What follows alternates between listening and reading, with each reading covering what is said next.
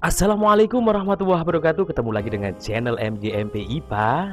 Sesuai dengan surat edaran bahwa SK penetapan Pokja yang mendapatkan bantuan dari program MEKL sudah rilis. Terus bagaimana caranya, pencairannya, bagaimana schedule-nya, rundown-nya bagaimana, kita akan simak dalam video berikut ini.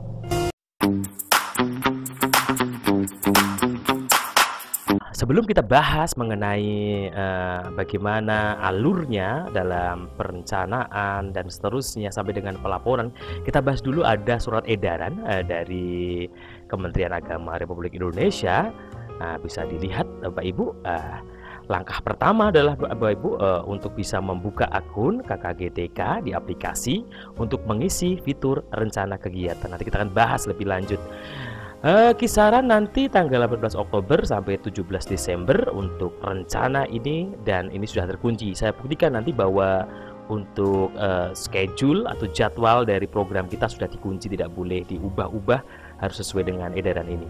Kemudian nanti akan melakukan aktivasi rekening, nanti bisa mendownload dari surat keterangan penerima bantuan Pokja, kemudian surat pernyataan bersedia menerima bantuan SPTJM tanggung jawab mutlak ya.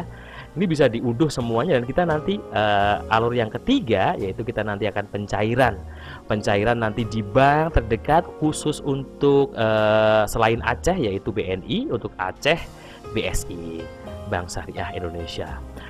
Ada informasi penting bahwa nanti dalam pencairan ini kalau Ketua Pokja tidak bisa, harus ada surat kuasa. Surat kuasa sudah disediakan oleh Bank BNI. Kemudian formulir pembukaannya juga sudah disediakan oleh Bank BNI juga. Dan jangan lupa info dari tadi, baru rilis tadi di grup WhatsApp, bahwa jangan lupa bawa stempel untuk pengesahannya. Kemudian setelah ini semua, Bapak Ibu harus mewajibkan pelaporan nanti ada fitur tersendiri, akan saya bahas lebih lanjut. Baiklah, kita bahas yang pertama yaitu bagaimana mengisi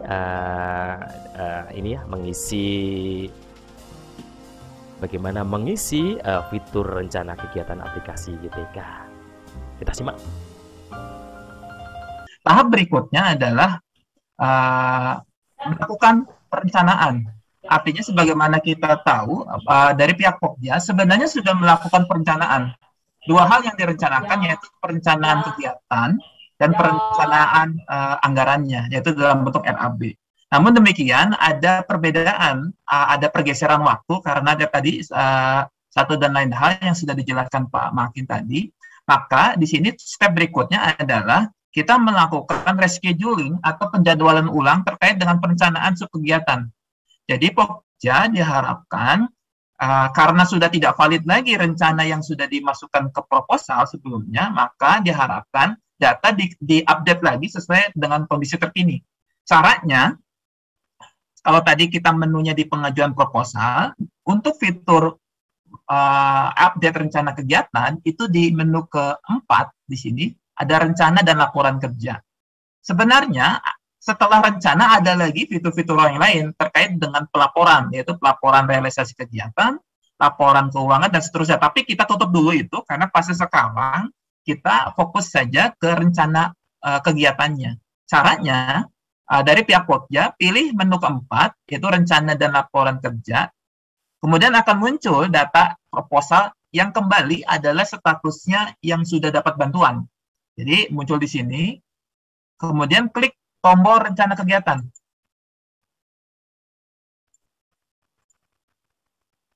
Nah, setelah diklik rencana kegiatan, maka akan muncul data-data dari program itu, dari visi, dari program, dasar pemikiran, dan seterusnya. Nah, yang paling penting di sini adalah daftar kegiatan. Nah, daftar kegiatan ini adalah data-data yang sebelumnya sudah pernah diinput oleh pihak Pokja. Jadi di sini ada UP, ada materinya apa, total JP. Nah, artinya kita tinggal display saja. Kita bisa lihat di sini ada 3 subkegiatan. Kemudian untuk contoh, untuk yang kedua, kegiatan konsep perencanaan supervisi akademik, ada 1 subkegiatan. Dan seterusnya, total 3, 4, 9 subkegiatan. Nah, di mana 9 subkegiatan itu terdistribusi di 7 kegiatan. Cara isinya kalau kita lihat di sini berarti kan ada satu kegiatan UP namanya konsep perencanaan supervisi akademik, ada 3.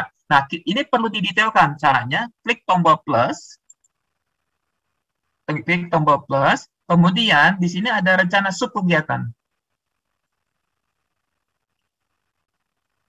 Saya ulang lagi. Jadi tadi kita sudah punya list kegiatan, kita akan mendetailkan dengan jadwal yang sudah disesuaikan, yaitu 3 subkegiatan seperti ini, atau sesuai jumlah yang disesuaikan ya dengan kondisi di lapangan. Kalau kami melihatnya ini sesuai dengan perencanaan di awal, yaitu 3 subkegiatan. Caranya klik, kemudian klik tombol rencana subkegiatan, kemudian masukkan tipenya. Di sini sebagaimana Bapak Ibu ketahui ada 2 tipe kegiatan, yaitu tipe in atau on. Kalau kita misalkan pertama kali kita pilih in misalnya, nah ini tinggal dipilih saja in ke berapa. Contoh karena kita pertama kali kita in pertama. Lalu kita rencanakan, pasti ini sudah berubah, kita akan melakukan in 1 kapan. Jadi kita pilih, klik, lalu misalkan kita mau entry di tanggal 18, kemudian kita lihat ini jam, sifatnya bisa Ibu Bapak atur sendiri mau jam berapa kira-kira seperti itu. Misalnya. Kemudian pilih. Nah, setelah sudah, simpan. Maka kita sudah punya satu rencana kegiatan, yaitu in pertama, yang akan dilakukan di tanggal 18 bulan Oktober 2021. Kemudian kita tambah lagi, kita akan buat in kedua, misalkan. Kemudian dengan tanggal tentunya berbeda, atau mungkin sama, ini disesuaikan saja dengan di lapangan. Kemudian kita atur waktunya, misalkan seperti itu. Ya. Lalu kita simpan. Maka kita sudah punya in 2. Kemudian, karena di sini ceritanya ada 3, kita coba konsisten dengan perencanaan awal, setidaknya dari sisi jumlah, kita akan membuat on misalnya.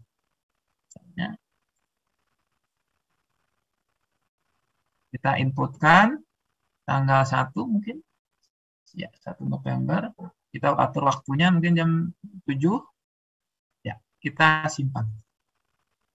Baik, kita sudah punya 3 rencana subkegiatan yang akan dilakukan di in 1, in 2, on 1 yang akan dilakukan di tanggal 18, 25 dan tanggal 2.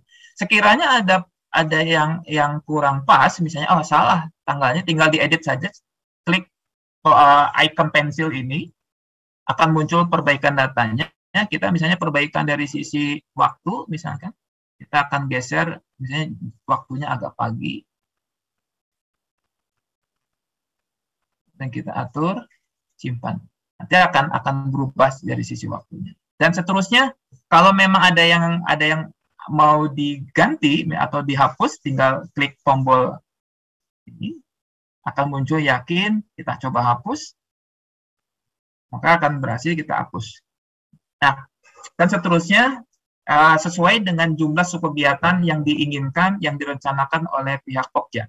Nah, rencana subkegiatan ini bukan hanya bicara in ke berapa, kemudian rencananya tanggal berapa, tapi berikut dengan rencana pesertanya siapa. Caranya, misalnya kita akan men-setup in 1 di tanggal 18 bulan 10 2021 akan diikuti oleh caranya, klik tombol plus yang ada di sini. Nah, kita akan muncul list peserta. List peserta yang akan mengikuti in 1 yang akan dilakukan di tanggal sekian.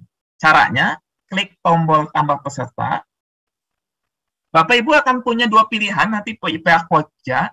Tentunya sebagaimana kita ketahui ada 2 peserta dalam hal ini yang akan mensukseskan subkegiatan. Yang pertama adalah peserta itu sendiri, yaitu personil dari Pokja. Jadi di sini ada, kalau dari sisi Pokja kan dulu sudah pernah dapat SK, dan di dalam SK itu kan ada personilnya ya. Nah, di personil itu yang kemudian tinggal dipilih. Jadi kita akan misalnya Muhammad Rizal ini sebagai pesertanya, kemudian kita inputkan misalkan Safria dan seterusnya. Dan jadi ini siapa dia? Ini adalah personil-personil yang sudah terdaftar di Pokja. Jadi kalau ada yang bertanya, apakah di luar Pokja boleh ikut secara informal? Mungkin boleh, tapi yang terdata di dalam sistem hanya sejumlah personil yang sudah didaftarkan dulu di SK. Nah, di luar peserta, di sini kita tambahkan juga Pasda. Pasda fasilitator daerah pilih karena Pasda itu di luar Pokja.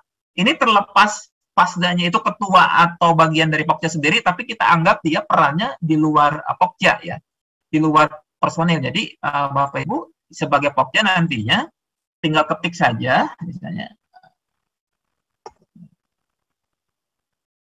itu, kemudian laki-laki misalnya madrasah.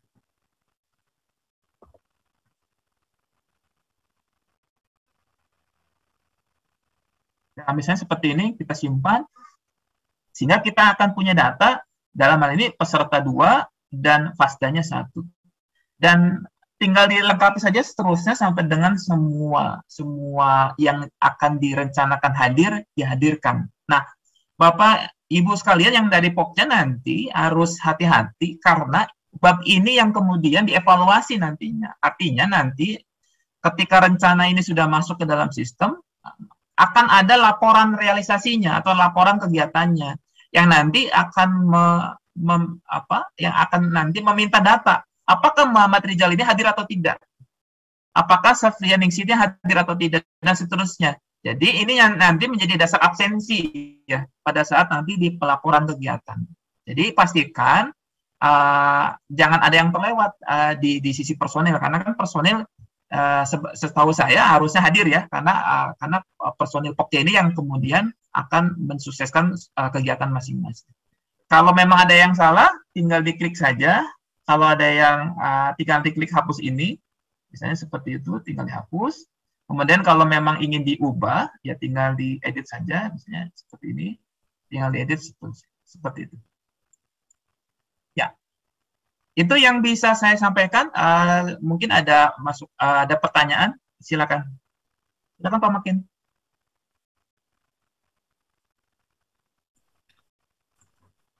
Baik, Mas Yogo, terima kasih.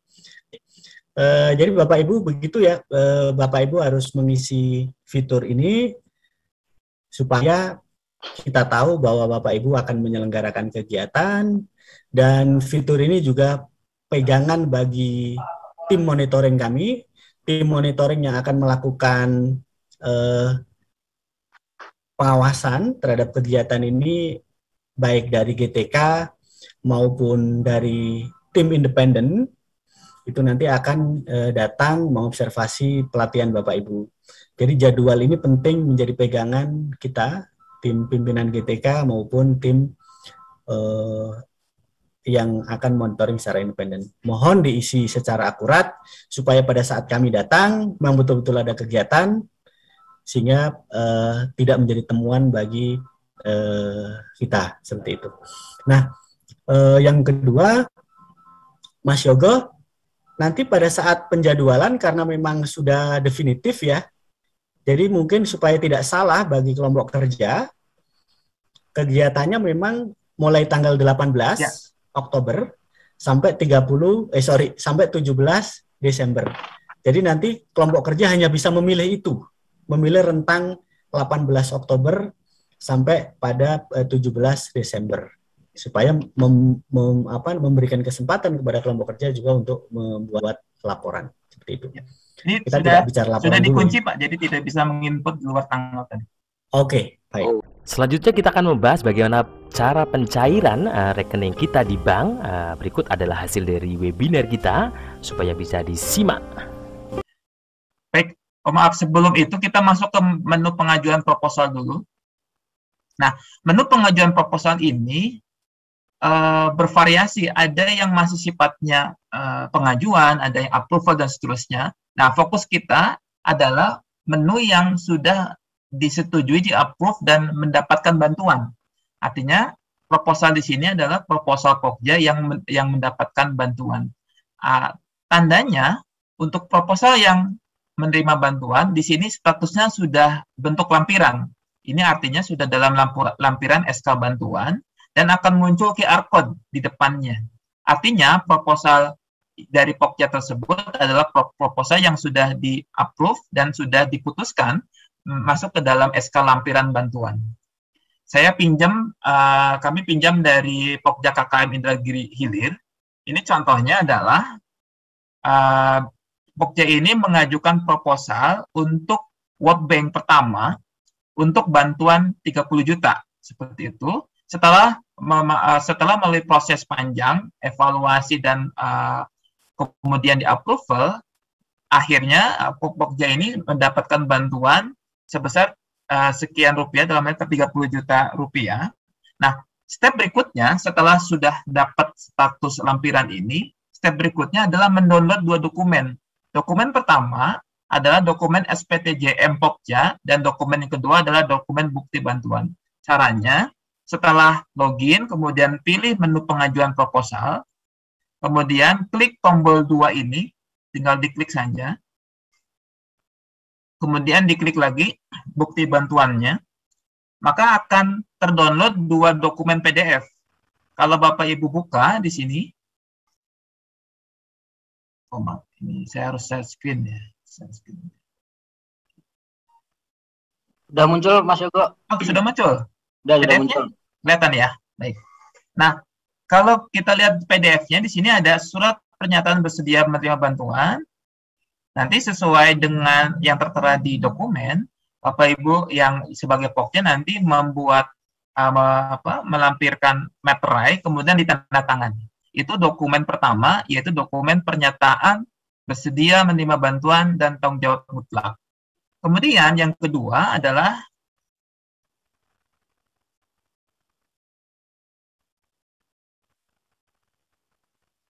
dokumen sudah muncul Bapak Ibu sekalian ya? Sudah, Mas, sudah muncul. Ya. Nah, di sini adalah surat, kalau kita lihat tadi, ini surat bukti bantuan. Nah, nanti di surat ini akan muncul profil dari kelompok kerja yang bersangkutan. Di sini nama kelompoknya apa, nomor SK pembentukannya apa, nomor registrasi, dan seterusnya, beserta dengan nomor rekening. Jadi Bapak Ibu yang nanti sudah ada nomor rekeningnya dan bisa mendownload dokumen ini, maka akan tertera bank mana berikut dengan nomor rekeningnya. Seperti itu. Di sini ada tertera nama ketuanya berikut dengan NIK-nya. Nah, yang bisa Bapak Ibu lihat di sini, ini adalah QR code ya.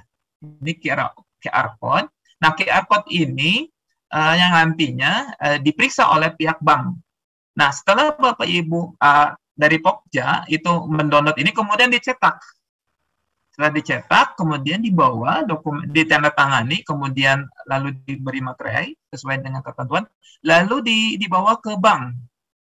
Nah, artinya ketika dibawa ke bank, print-out-nya itu disertai dengan QR code ini. Pihak bank nanti menggunakan alat barcode scanner, reader seperti itu, nanti akan membaca kode ini. Nah, kalau dibaca kodenya, maka di aplikasi yang dibuka oleh pihak bank akan muncul profil dari Pokja yang bersangkutan. Jadi, Pokja harus membawa dokumen miliknya sendiri, tidak boleh membawa dokumen Pokja yang lain, walaupun sama-sama menerima bantuan. Karena QR code yang dimiliki satu Pokja dengan Pokja yang lain itu berbeda.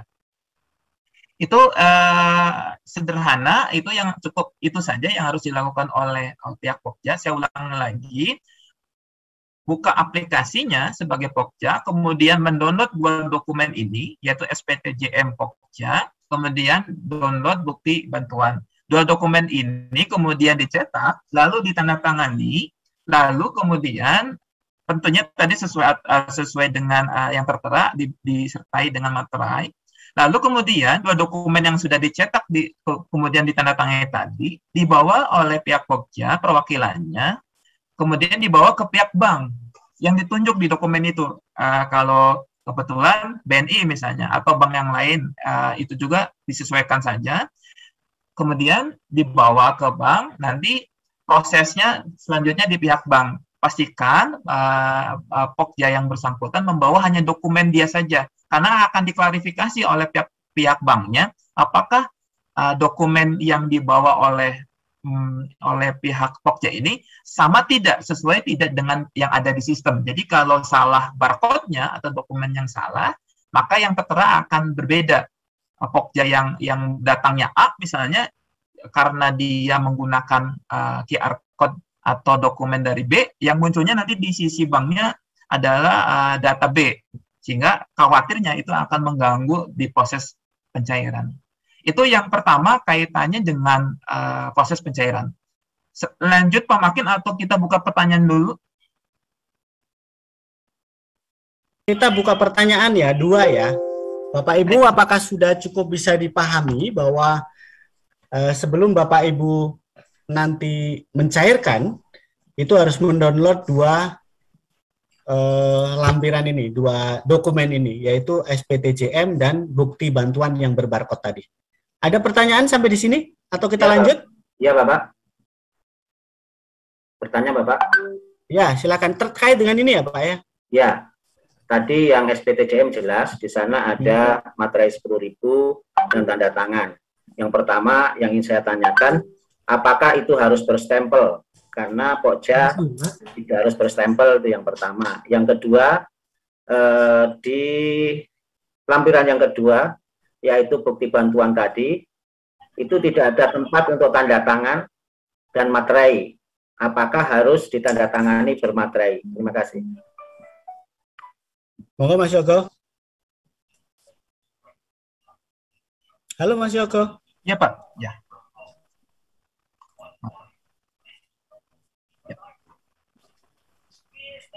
Halo Mas. Ya sudah Pak. Baik. Kaitannya dengan tantangan mungkin itu ke ini ya Pak, mungkin dari Pak Makin atau Pak Arif, kaitannya dengan kelengkapan dokumen tadi. Kalau yang kelengkapan dokumen itu tidak perlu ditandatangan ya, karena tinggal di download saja. Yang berbarcode kan tidak ada tanda tangannya kan? Coba Mas ditampilin lagi yang berbarcode Mas. Ya. Nah, yang ini aja yang tanda tangan ya. Ya, yang berbarcode tidak ada tanda tangannya. Yang berbarcode coba Mas ditampilin lagi. Nah, hanya berbarcode saja. Ya. Yang nanti di-scan adalah barcode-nya oleh BNI. Jadi BNI akan mencocokkan data, setelah barcode-nya di-scan akan tampil data atau profil istilah Mas Yoga tadi BNI. Kemudian yang SPTJM itu harus ditandatangani dan ada materainya. Tidak harus berstempel ya, Pak Makin? Ya, kalau ada materainya enggak. Baik, makasih. Materainya. Ya. Perlu diingat juga bahwa nanti dalam pencairan mohon untuk membawa stempel untuk pengesahan di bank. Demikian Bapak Ibu, untuk bisa dipahami mohon subscribe supaya tambah besar channel kita. Salam MKMP IPA. Wassalamualaikum warahmatullahi wabarakatuh.